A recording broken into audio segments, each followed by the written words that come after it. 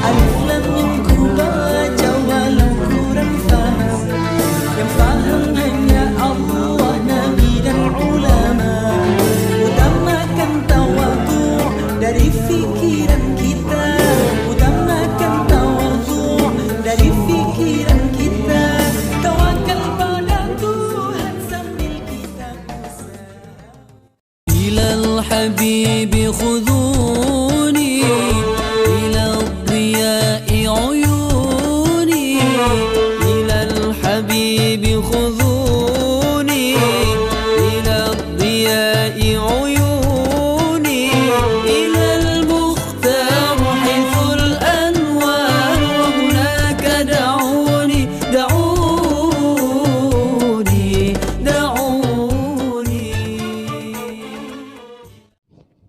Assalamualaikum warahmatullahi wabarakatuh.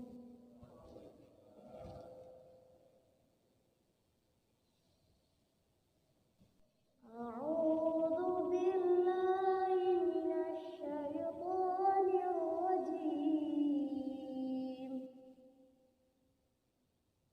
Bismillahirrahmanirrahim. Subhanalladzi asra bi'abdihi laylan minal masjidil haram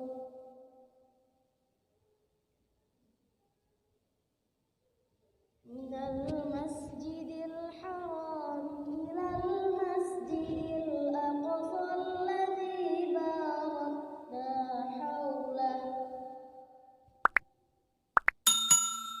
alladzi barakna hawlahu linuriyahu min ayatina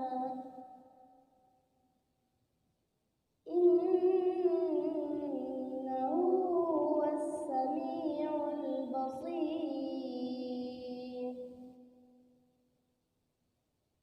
Wa atayna Musal kitaba wa ja'alnahu hudan li bani Israil,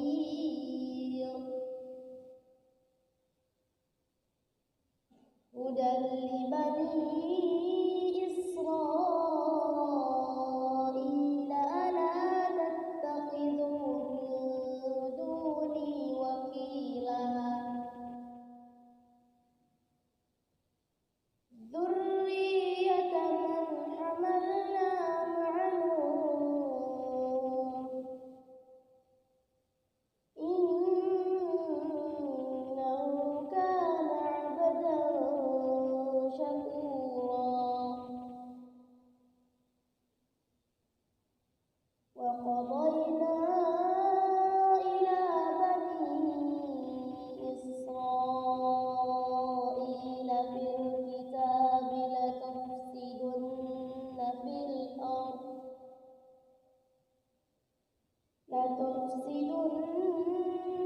fil ardi marratayn wa lata'lunna 'uluwan kabira.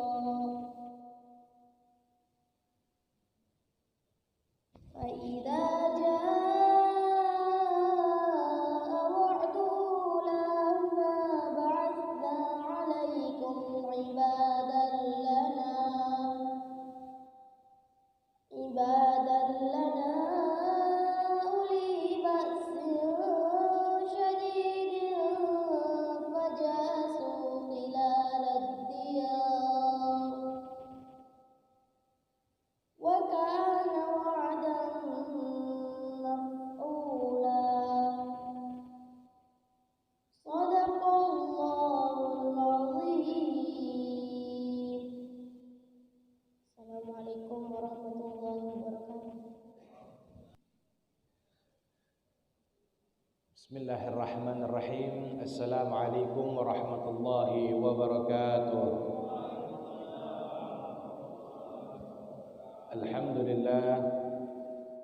Alhamdulillahilladzi hadana bi'abdihil mukhtar man da'ana ilaihi bil idzni wa qad nadana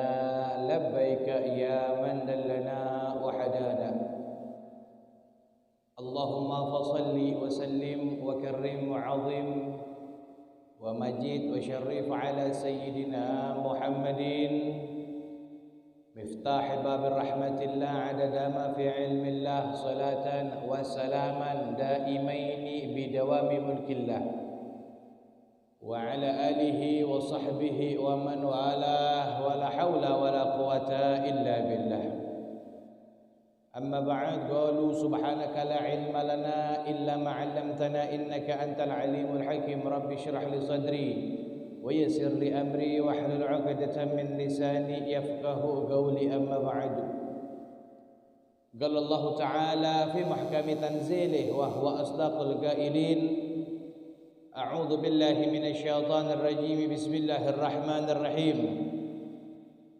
سبحان الذي أسرى بعبده الليلا من المسجد الحرام إلى المسجد الأقصى الذي باركنا حوله لنريه من آياتنا إنه هو السميع البصير.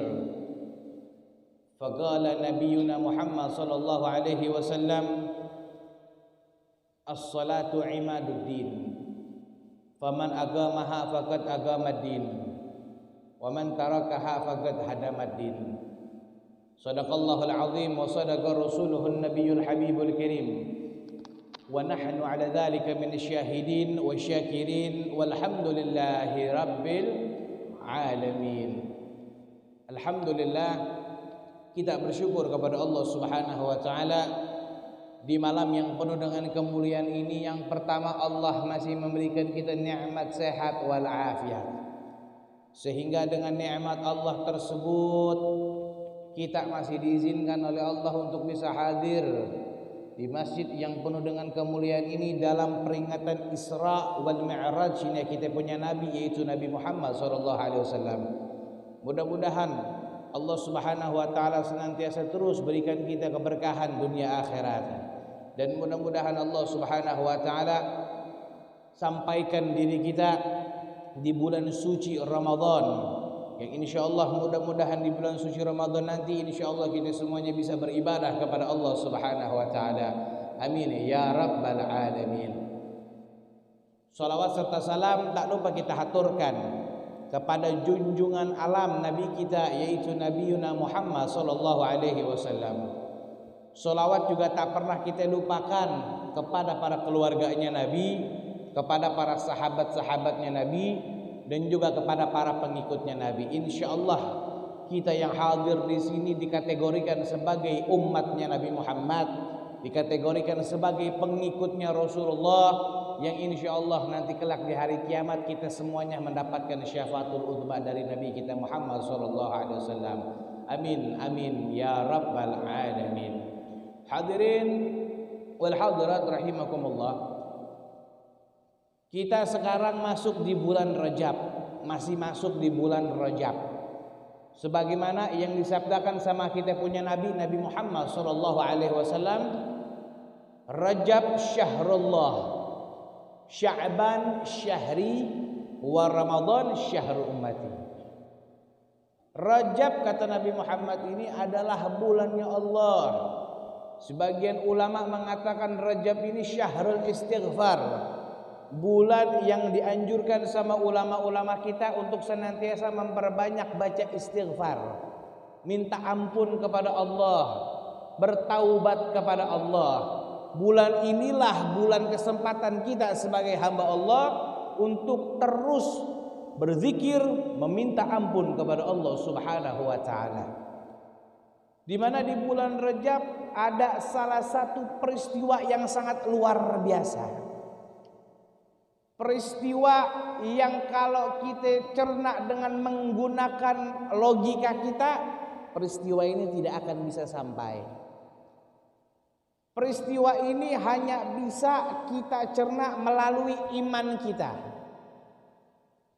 Sebab ini adalah kepercayaan kita kepada Allah dan Nabi-Nya Muhammad sallallahu alaihi wasallam, yaitu memberangkatkan Nabi-Nya Muhammad sallallahu alaihi wasallam dari kota Masjidil Haram menuju Masjidil Aqsa sampai ke Sidratul Muntaha bertemu dengan Al-Khaliq Allah Subhanahu wa taala.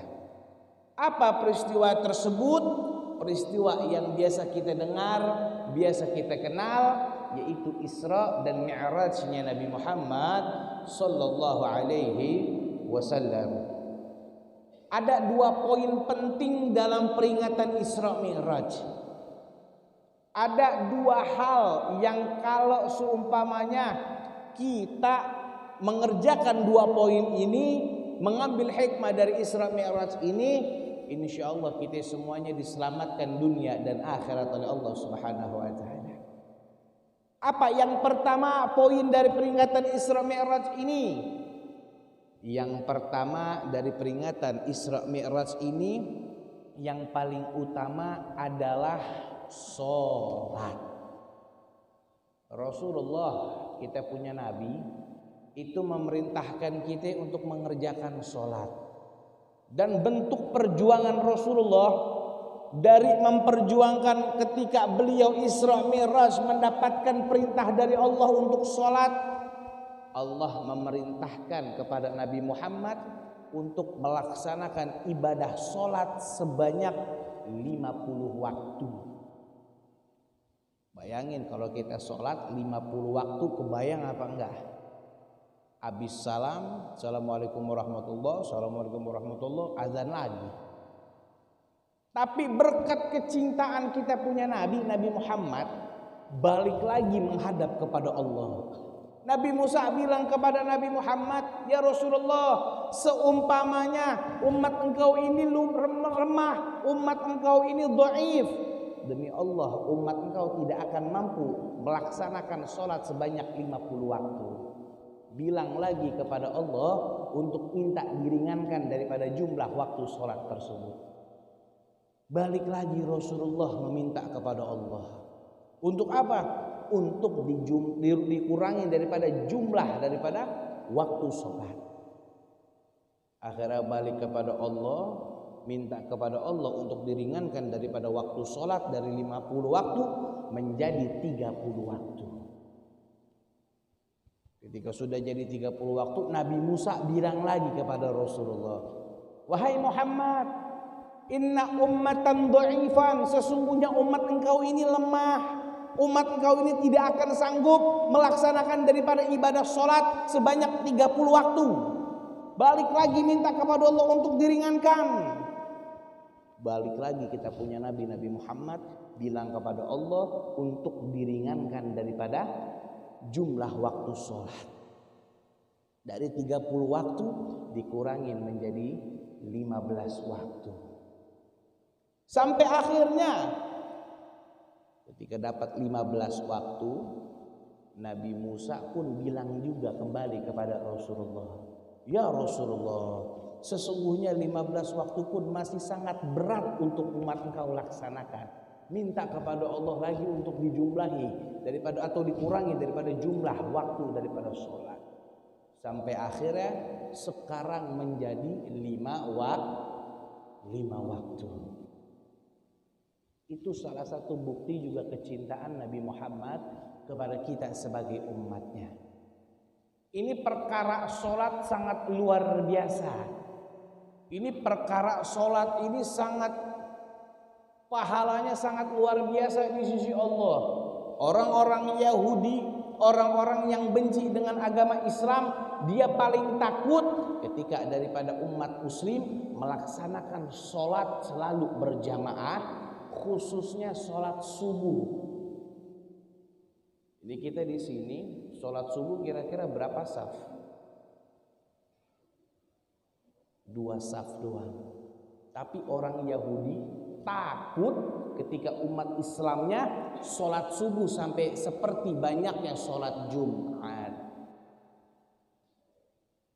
Dan salah satu kunci kesuksesan seorang hamba Allah ingin mendapatkan kesuksesan serta kebahagiaan baik dunia dan akhirat, kuncinya cuma satu, salah satunya juga yaitu sholat. Kita sebagai agama umat Islam, kita sebagai agama Islam gak boleh yang namanya menelantarkan sholat. Sebagaimana yang dikatakan sama Nabi Muhammad, as-salatu imaduddin. Sholat ini tiangnya agama. Sholat ini pondasinya agama. Sebuah bangunan kalau nggak ada pondasinya pasti akan rubuh, pasti akan runtuh, pasti akan jatuh. Begitupun juga sholat. Sholat ini tiangnya agama, pondasinya agama Islam. Wa faman aqamaha faqad aqamaddin. Barang siapa yang dia mau mendirikan sholat, secara tidak langsung hamba tersebut telah menghidupkan agama Islam. Wa man tarakaha faqad hadamaddin. Dan kalau ada orang yang berani nelantarin sholat, berarti itu orang secara tidak langsung telah menghancurkan agama Islam. Na'udzubillah min dzalik. Makanya sampai ulama menekankan kita sebagai hamba Allah, menekankan kita sebagai umat Rasulullah, saking luar biasanya kita melaksanakan daripada ibadah sholat, tapi kalau ada hamba Allah yang nelantarin, ancamannya ulama, apa kata ulama? Kalau ada orang yang berani nelantarin sholat, itu umat Rasulullah lebih hina dari seekor binatang babi. Na'udzubillah min dzalik. Sampai ada salah satu kisah, sampai salah satu ada cerita hikayat. Ada 5 ekor binatang diberikan keistimewaan sama Allah. 5 ekor binatang ini diberikan keistimewaan sama Allah, bisa berdialog satu sama lain dan bisa berbicara kepada Allah. Di antara 5 ekor binatang ini apa yang pertama? Yang pertama ada binatang sapi. Yang kedua ada binatang kambing. Yang ketiga ada binatang ayam. Yang keempat ada binatang anjing. Dan yang kelima ada binatang babi. Dari yang pertama, sapi bilang kepada Allah, "Ya Allah, saya bersyukur diciptakan oleh Engkau seekor binatang sapi, karena manfaat saya untuk manusia sangat banyak." Manfaat sapi banyak apa enggak? Banyak. Dari mulai kulitnya, dari mulai dagingnya, dari mulai susunya dan lain sebagainya, sampai kotoran sekalipun sapi masih bisa bermanfaat untuk manusia. Kata sapi, daripada kambing ya Allah. Kambing bilang kepada Allah juga, "Ya Allah, walaupun saya lebih kecil dari sapi, tapi manfaat saya sama buat manusia." Manfaat kambing sama buat manusia. Semuanya, dari yang namanya kulitnya, dagingnya, susunya, sampai kotoran sekalipun, kambing bisa bermanfaat untuk manusia. Kambing bilang, daripada ayam ya Allah. Ayam protes. Ayam bilang apa? Ya Allah, walaupun saya lebih kecil dari sapi dan kambing, tapi manfaat saya hampir sama buat manusia kayak sapi dan kambing. Manfaat ayam, kulitnya bisa buat manusia.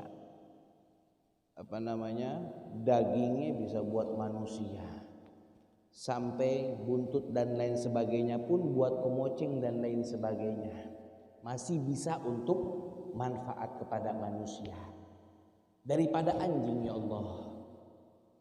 Anjing bilang juga kepada Allah, walaupun anjing ini binatang yang najis, anjing ini binatang yang haram, dan salah satu sifat anjing itu, sifat anjing itu tamak atau rakus. Anjing bilang kepada Allah, ya Allah, walaupun saya najis, walaupun saya hina, tapi saya juga masih bisa manfaat untuk manusia. Apa manfaat anjing? Dia bisa menjaga majikannya dari yang namanya sesuatu kejahatan. Dan anjing bilang kepada Allah, daripada babi ya Allah. Babi pun protes, Tapi babi bilang kepada Allah, "Ya Allah, walaupun saya najis, walaupun saya haram, walaupun umat muslim gak boleh memakan daging saya, tapi ada yang lebih hina dari saya." Siapa? Di akhir zaman ada nabi namanya Muhammad. Dia punya umat-umat yang paling diistimewakan, tapi umat tersebut berani nelantarin sholat secara terang-terangan. Maka orang tersebut lebih hina dari seekor binatang babi. Na'udzubillah bin. Mudah-mudahan Allah jaga kita punya sholat, agar insyaallah mudah-mudahan sholatnya kita juga bisa diterima oleh Allah Subhanahu wa taala. Amin ya rabbal alamin. Dan yang terakhir, hikmah dari Isra Mi'raj Nabi kita Muhammad sallallahu alaihi wasallam apa? Ketika Rasulullah masuk ke Sidratul Muntaha, datang berjumpa dengan Al-Khaliq, Sang Pencipta yang maha menciptakan seluruh alam ini, yang menciptakan semua dunia ini, Nabi Muhammad tetap menomorsatukan apa? Akhlakul karimah. Rasulullah sujud di hadapan Allah, merasa dirinya paling rendah di hadapan Allah, merasa dia paling hina di mata Allah, merasa tidak sempurna di mata Allah Subhanahu wa taala. Walaupun Nabi Muhammad makhluk yang paling luar biasa mulia, walaupun Nabi Muhammad makhluk yang sangat luar biasa, tapi ketika di depan Al-Khaliq beliau tetap mengedepankan akhlakul karimah. Makanya Nabi Muhammad ngajarin kita sebagai umatnya ini untuk melakukan ataupun memberikan akhlakul karimah yang baik. Di zaman sekarang akhlak udah jauh dari yang namanya kata baik. Sampai di daerah Bekasi itu ada satu berita, itu berita disiarkan di salah satu stasiun televisi di Indonesia. Itu saking kagak punya akhlak, saking tidak memiliki akhlak, ada seorang istri yang dia berani mengubur hidup-hidup suaminya. Ada seorang anak yang berani mengubur hidup-hidup daripada ayahnya. Sebab apa? Sebab tidak mengedepankan akhlakul karimah yang diajarkan Nabi kita Muhammad sallallahu alaihi wasallam. Sama siapapun akhlak nomor satu. Apalagi yang muda akhlak nomor satu sama yang tua. Pun yang tua sayang sama yang muda. Imam Ghazali radhiyallahu ta'ala anhu beliau mengatakan, kalau yang muda hormat kepada yang tua sayang kepada yang muda, maka Allah akan berikan ketentraman dalam hidupnya. Makanya Rasulullah itu kalau berakhlak nggak pilih-pilih. Rasulullah kalau akhlak ini nggak mandang dia fulan, agamanya apa, rasnya apa, kulitnya dan lain sebagainya apa, tidak. Selagi dia sayang kepada Rasulullah ataupun dia benci kepada Rasulullah, Rasulullah mengedepankan akhlak yang paling nomor satu. Sampai terakhir ada salah satu sebutkan dalam sebuah riwayat, Rasulullah ada yang caci maki beliau, ada yang menghina beliau. Siapa yang menghina beliau? Yang menghina beliau kakek-kakek orang Yahudi dan matanya buta. Setiap hari caci maki Nabi Muhammad. Setiap hari hina Nabi Muhammad. Muhammad minal mukadzibin, Muhammad minal majnunin wa kadza wa kadza. Muhammad nabi kita dikatain apa? Muhammad orang gila, Muhammad tukang bohong, Muhammad tukang ini dan lain sebagainya. Ada satu sahabat yang lapor sama Rasulullah, ya Rasulullah, di sudutan pasar Madinah ada kakek-kakek matanya buta, orang Yahudi ngatain engkau, caci maki engkau. Ditanya sama Rasulullah, kakek-kakeknya masih ada apa enggak wahai sahabatku? Ada ya Rasulullah. Akhirnya besoknya Rasulullah selepas pulang dakwah menghampiri itu kakek-kakek sambil membawa roti. Ketika Rasulullah hampirin daripada ini kakek-kakek, dari kejauhan Rasulullah sudah melihat dan mendengar ini kakek-kakek lagi mengucapkan kalimat untuk mencaci maki Nabi Muhammad. Ketika Rasulullah datang mendekati ini kakek-kakek matanya buta, tidak melihat, hanya bisa mendengar saja. Lalu kakek-kakek tersebut nanya, "Siapa engkau?" "Saya pemuda sini wahai kakek." "Engkau kenal Muhammad apa enggak? Engkau tahu Muhammad apa enggak?" "Saya tahu kakek." "Hati-hati, Muhammad tuh orang gila. Muhammad tuh tukang sihir. Muhammad tuh begini-begini." Padahal di depannya Nabi Muhammad. Tapi kalau kita dikatain kayak begitu, depan ada kakek-kakek matanya buta, kira-kira kalau ngatain kita apain? Kita marah seada-adanya, kita kesal seada-adanya. Tapi Rasulullah enggak, karena akhlakul karimahnya Rasulullah membawa roti sambil nyuapinin ini kakek-kakek. Sebab roti ini agak keras, sama Rasulullah ini dipapah dulu agar lembut ini roti. Disuapinin penuh dengan kasih sayang, disuapinin penuh dengan kecintaan. Sampai suatu ketika, singkat cerita, Nabi kita Muhammad meninggal dunia. Yang menggantikan Nabi Muhammad untuk nyuapinin kakek-kakek tersebut, sahabat beliau sekaligus mertuanya beliau, yaitu Sayyidina Abu Bakar As-Siddiq radhiyallahu ta'ala anhu. Jika Sayyidina Abu Bakar samperin ini kakek-kakek, dari jauh Sayyidina Abu Bakar udah ngedengar ocehan daripada ini kakek-kakek. Muhammad orang gila, Muhammad tukang sihir, tukang bohong dan lain sebagainya. Sampai akhirnya ini Sayyidina Abu Bakar memberikan daripada roti seperti apa Nabi Muhammad lakukan selama hidupnya. Ketika lagi nyuapin, ini Sayyidina Abu Bakar ditanya sama kakek-kakek. Apa yang ditanyakan? "Hei pemuda, engkau kenal gak sama Muhammad?" "Ya, saya kenal." Sambil nyuapin ini Sayyidina Abu Bakar mendengar ocehan kakek-kakek. "Engkau tahu apa enggak? Ini Muhammad ini orang gila. Muhammad ini tukang sihir, tukang bohong, tukang ini dan lain sebagainya." Sampai saking awalnya itu suapinnya Sayyidina Abu Bakar dengan kelembutan, sampai akhirnya kesal mendengar ocehan kakek-kakek tersebut, suapinnya agak disodok sedikit kepada itu kakek-kakek. Saking kesal atas ucapan ini kakek-kakek. Ini kakek-kakek protes, "Hei, kenapa engkau nyuapinnya kasar? Kenapa engkau suapinnya nggak ada kelembutan sama sekali? Apakah ini yang biasa nyuapinin saya?" Apa yang dijawab sama Sayyidina Abu Bakar? "Ketahuilah wahai kakek, saya ini Abu Bakar. Saya ini sahabatnya Rasulullah.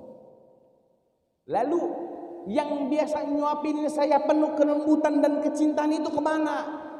Dia adalah Muhammad. Dan dia sudah meninggal dunia, orang yang selalu mencaci maki engkau." Sampai akhirnya apa? Ini kakek-kakek Yahudi menangis atau mengeluarkan daripada air matanya seraya berkata di depan Sayyidina Abu Bakar, "Ya Abu Bakar, asyhadu an la ilaha illallah wa asyhadu anna Muhammadur Rasulullah." Wahai Abu Bakar, saksikanlah, saya bersaksi tiada Tuhan selain Allah dan Nabi Muhammad utusan Allah Subhanahu wa ta'ala. Masuk Islam karena akhlaknya Nabi kita Muhammad sallallahu alaihi wasallam. Mudah-mudahan Allah berikan kita akhlakul karimah, Allah berikan anak keturunan kita akhlak-akhlak yang baik, akhlak yang bisa mencontohkan akhlaknya Nabi kita Muhammad sallallahu alaihi wasallam. Amin ya rabbal alamin. Hadirin hadirat rahimakumullah, mudah-mudahan sedikit yang disampaikan ini bisa bermanfaat. Intinya Isra Mi'raj kunci bawa pulang 2 poin. Yang pertama, sholat jangan pernah tinggalin. Dan yang kedua, akhlakul karimah selalu kita lakukan di depan siapapun itu orangnya. Insya Allah kalau 2 ini kita laksanakan, kita semua akan mendapatkan kebahagiaan baik di dunia ataupun di akhirat. Amin ya rabbal alamin. Kurang lebihnya mohon maaf. Hadzal minni wal afu minkum. Wassalamualaikum warahmatullahi wabarakatuh. خير